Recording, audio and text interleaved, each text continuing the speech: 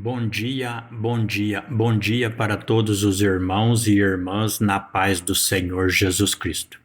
Irmãos, em nome do Senhor Jesus Cristo, eu venho falar da palavra do Senhor Jesus. O único objetivo aqui é para a nossa salvação. Venho lembrar os irmãos que a serpente é o número 9 no hebraico. Entendeu? Agora eu vou falar para os irmãos. No livro de Êxodo, capítulo 7, versículo 9, ali Deus transforma a vara de Arão em serpente. O que Deus estava revelando ali? Ali Deus se apresentou para Faraó. Livro de Êxodo, capítulo 7. O número 7 significa os 7 Espíritos de Deus falando com Faraó. E o número 9 é a palavra de Deus, que é Jesus Cristo.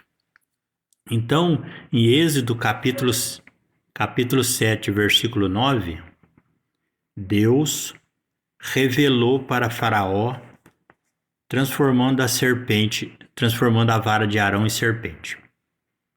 E a vara de Arão transformou em serpente, engoliu a serpente que Faraó tinha criado. Então ali Deus revelava que a verdadeira sabedoria, que era ele, no final engoliria a falsa sabedoria, que é Satanás.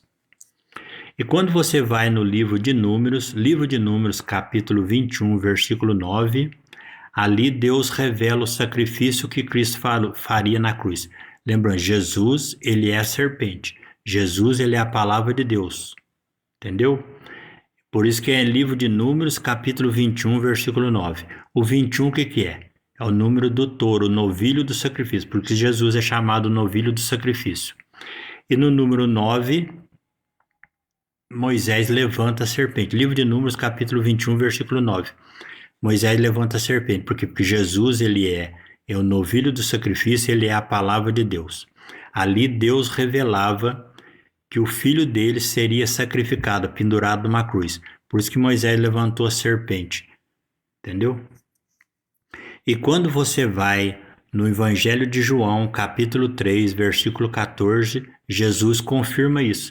Jesus diz assim, ó: assim como Moisés levantou a serpente no deserto, assim importa que o Filho do Homem seja levantado. E por que é no Evangelho de João 3, versículo 14? Evangelho de João 3 significa que o Pai, o Filho e o Espírito Santo está dando testemunho que Jesus será sacrificado naqueles dias.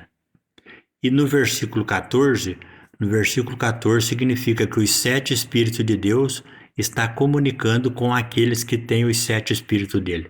Porque só eles iriam entender, porque Deus estava falando de coisas espirituais. Entendeu? Então, lembrando, Deus, ele é o 7º Espírito de Deus.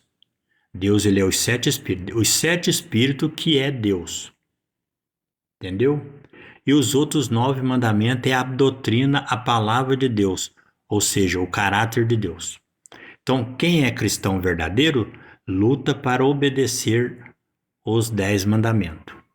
Entendeu? Então, Jesus, ele é o 7º Espírito de Deus e Jesus, ele é a palavra de Deus.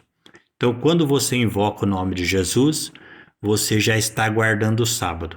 E quando você obedece os 9 mandamentos, você está sendo prudente e está adorando a Deus em espírito e em verdade. Qual que é a importância disso? Porque isto é o amor, entendeu? Porque Deus, ele é a fonte da vida.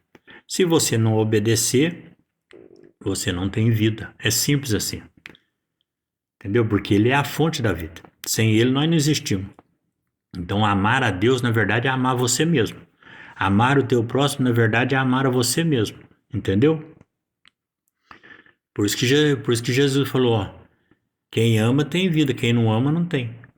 E quando você vai no Evangelho de João, versículo 14, ali Jesus está expressando a sua melhor forma de amor.